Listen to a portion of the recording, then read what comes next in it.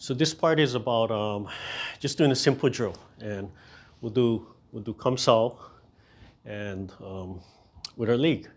So basics of legs, right, is you have to be able to stay in one place while you execute something, right? So just standing, you need to be able to slide back, right? Step to the side, right? And step up. So you just take your basic steps and you add your blocks or add whatever it is, your block strikes, whatever it is, and you do it in all ways. Simple way for you to create your own drill, right? And you can see how some systems do that, right? They just take one thing or one or two things and do it in every angle. Okay? So Kum Sau, and then do it once, then do it double, then do it triple, then alternate.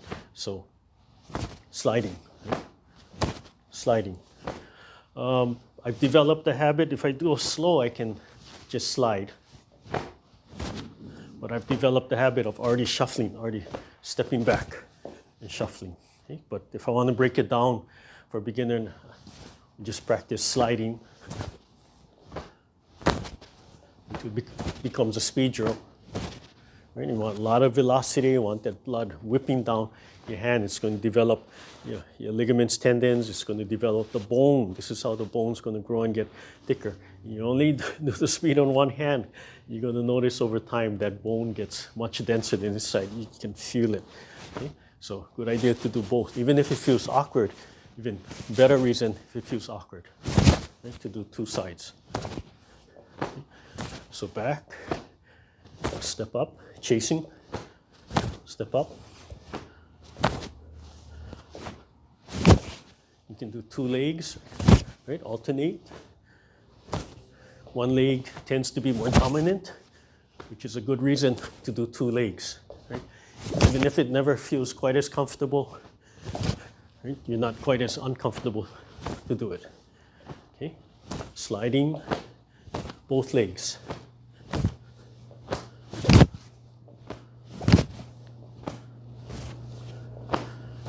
Okay, side step. Make sure you turn.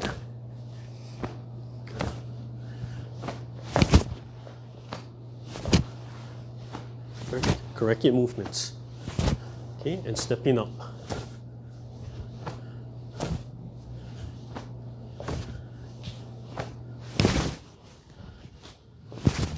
Make sure you reset, start from the beginning. So you learn how to go from zero. Make sure the block is coming up to your face, okay? Assuming they're going to punch your nose.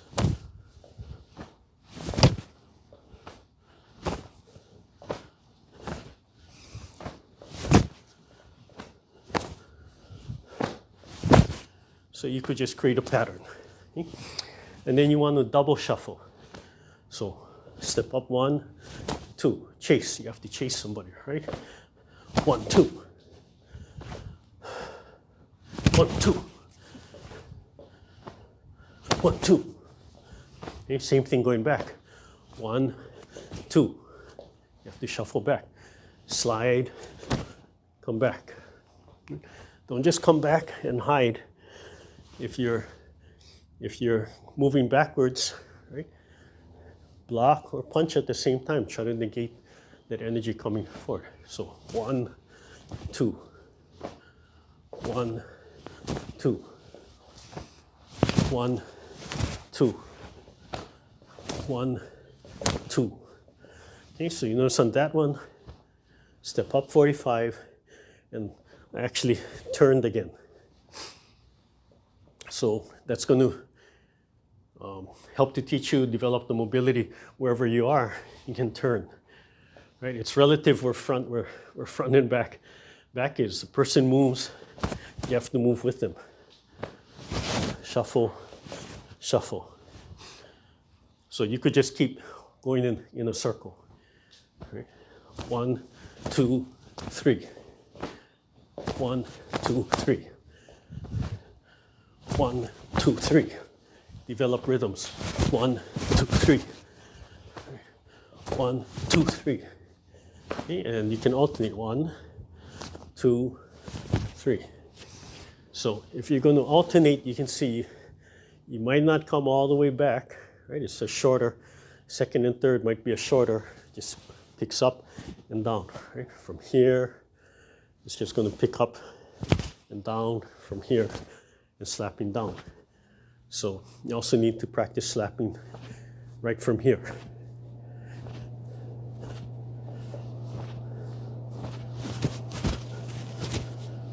Okay, so short inside. Okay, so again, sidestepping with the turn, turning towards the center line, right? Sidestepping, shuffling, right? Shifting and shuffling your foot, okay? With the Kum Sau. It just makes for a nice drill for the Kum Sau. Okay, what are you going to do after this? It's only the block. What do you have? You have kick, you have punch, you have poke. What do you have? Okay, so remember, this is just basics. You learn to execute the Kum Sau effectively. It can be very punishing. So you might come here and you might do it so well, develop so much power that maybe there is no follow-up. Right? That you come here and you come in for the next strike and the check. You notice this hand is coming up. This is going to check that other hand.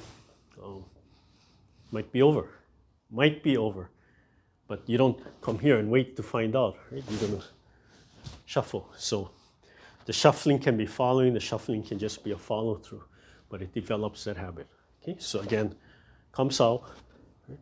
Remember, it stays in front of you, center line, about the height of the waist, and it should have this feeling, relaxed feeling. Even if the palm is up here covering, it should relax. Don't pull it back, don't tighten it. Elbow has a little bend in it. Okay. Come up to the height of second finger, second line, eye level. Right, just here. So in this case, looking more as an outside block. Always safer to learn outside, right? You're inside, you're really close to the other hand. You come outside, the other hand is further away. It's just safer. As you learn your skills, then you can learn the inside.